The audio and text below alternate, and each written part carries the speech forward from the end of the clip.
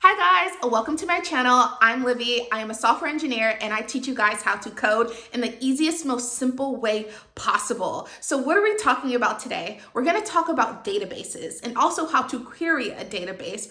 Also, what is querying a database? So the best way for me to teach you guys is to actually give a real world example. So we're going to go ahead and play pretend here that I am a new student. That I'm a teacher. I'm a new teacher and it's my first day of school. I'm a kindergarten teacher. I have a bunch of little kids in my class, right? And I want to remember each kid's birthday because on their birthday, I actually want to bring them a piece of candy. So I can very easily pull out a paper calendar and write down each student's birthday and look at that calendar every day and say, okay, tomorrow is Billy's birthday, so I'm gonna bring them a piece of candy. But we live in 2020, so we're gonna build a very easy, simple web application to provide that function. So let's go ahead. Whenever you're presented with an app idea or whenever you're building out a new app for your boss or for yourself or for a client, you really wanna flesh out each of those components and actually how each of those components will work. So remember, just to give an overarching view, I'm a new teacher. I'm a pretty good teacher because I'm just very, very nice. I have a new class of students that I want to remember their birthdays so that I can bring them a piece of candy for their birthday. So let's go ahead and flesh out what this web application needs to do. So the first part of this web app is a form. We're going to have a form that receives the information for each of the students, okay? And that information that's put into the form, it's actually put into the database.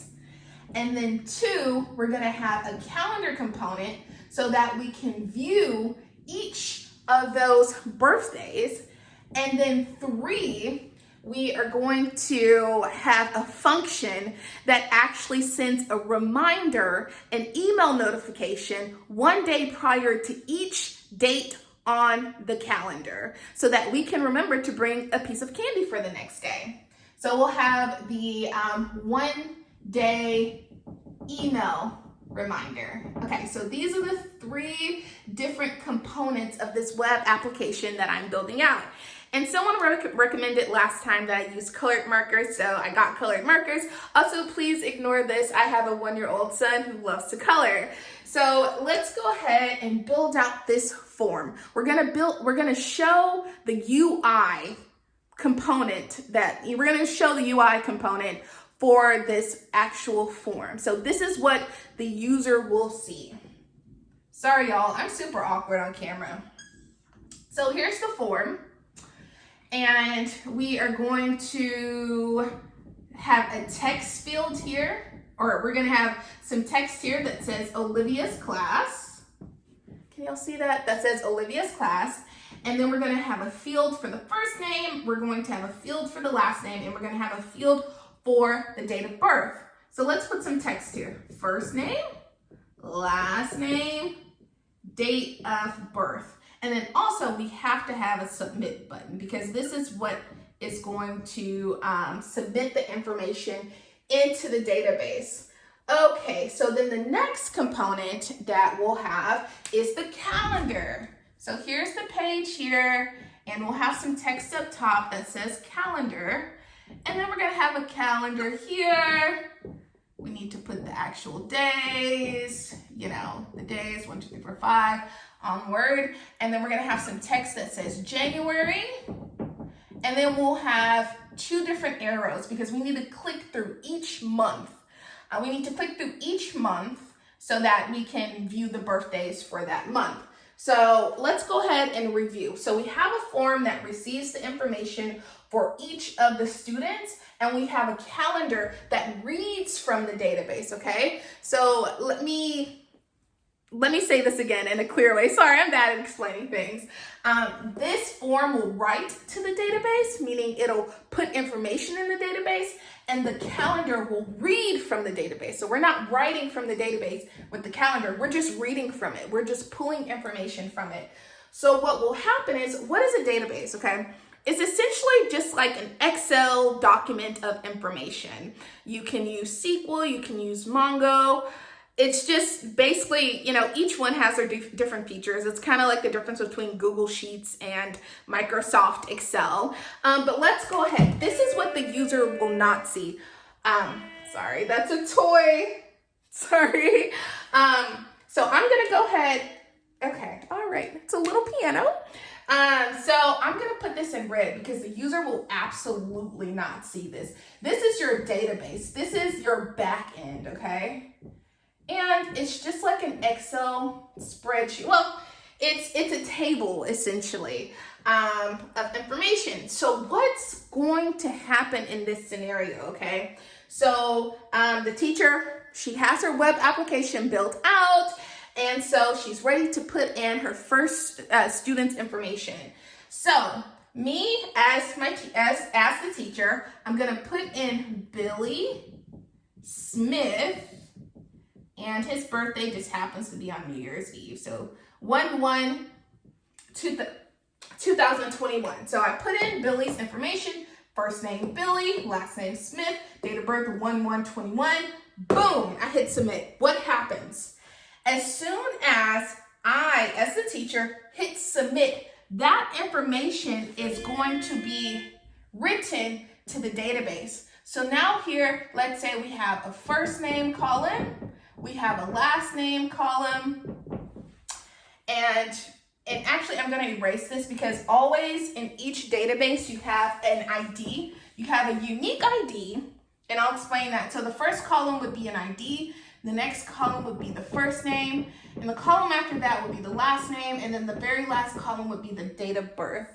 So we don't need this here. Okay. So yeah, so we have the ID, we have the first name, the last name, and the date of birth. So as soon as I, the teacher, hit submit, Billy's information is now going to be in a database. Oh, that's the ID. So this is the first name column, so we're gonna put Billy. This is the last name column, so we're gonna put Smith. And this is the date of birth column, so we're gonna put 1/1/21.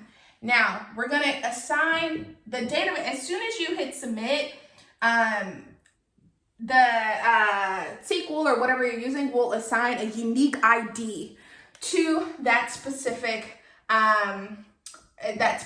piece of data. It's essentially that row, because when you query the database, you can have another Billy Smith. So if you're saying, hey, grab me the date of birth for Billy Smith, and there's 2 Billy Smiths in the database, then you won't get the actual information that you need. So you actually want to query based on the ID. Because in this example, if you have another Billy Smith, the most unique part about the data in the back end is the ID. So I can say select all where ID equals 1, and I'll actually get the Billy Smith that I need, versus querying the database for select all where first name equals Billy and last name equals Smith. You may get you'll get these 2 different rows when you don't need that. You need the actual one, so you'll query based on the actual ID. And I hope that makes sense. So what is a query? Okay. A query is, now that you've written to this database, to this back end that no one sees, only the developer sees this information, right? Well, the actual database, and it'll actually, you'll be able to read it from the UI as well. So you submit the information here, and now it's in the database, it's in the back end. The developer can always access all of this information. So the query. So querying a database is essentially like grabbing information from a database. So exactly like I said, you can run a select all, in a SQL or Mongo, wherever you're using, select all from, we have to have a table name, okay. Table name, so the name of this table is students. So we would have a query that says select all, and all, you just use an asterisk. Select all from students where ID equals 1. That's a query. That's a select statement, okay? Let's say, for whatever reason, the developer wants to put information into this table, not through the UI, but actually through SQL or Mongo or whatever you're using, okay? For whatever reason, let's say the teacher put this information in and there was a glitch in the system, so the teacher just says, hey, can you just put this information in the database? Cool. So you can actually run an update query. And so you would update students, and actually an update would actually update the information for, let's say, Billy. So let's say we had a typo, right? There was a typo for the last name Smith. And so we want to update the last name. So we would update students, set last name equal to, and then spell the correct last name, where ID equals 1. So that's fixing Billy Smith's last name. If we want to insert information into the database, we would do an insert into students, and then on you would insert the first, the last, and then the date of birth, and then it'll auto generate the ID. I hope that makes sense. So how does this relate to the actual UI? So the UI, the calendar component, will actually pull the information from this database. So nobody sees this. This is in the back end. This is very technical, whatever. The teacher, all she cares about is the UI. She don't care about a database, whatever. What is a database, right? Users don't care about that. From a user perspective, she just wants to see all the different information that's in the database in the UI. So this UI component will pull from the database. It will read from the database and put information here, okay? So let's just add some more dummy data here. So let's say we have a 3 and a 4. We have a Sally. Her last name is Frank. So Sally Frank, and her birthday is 1521.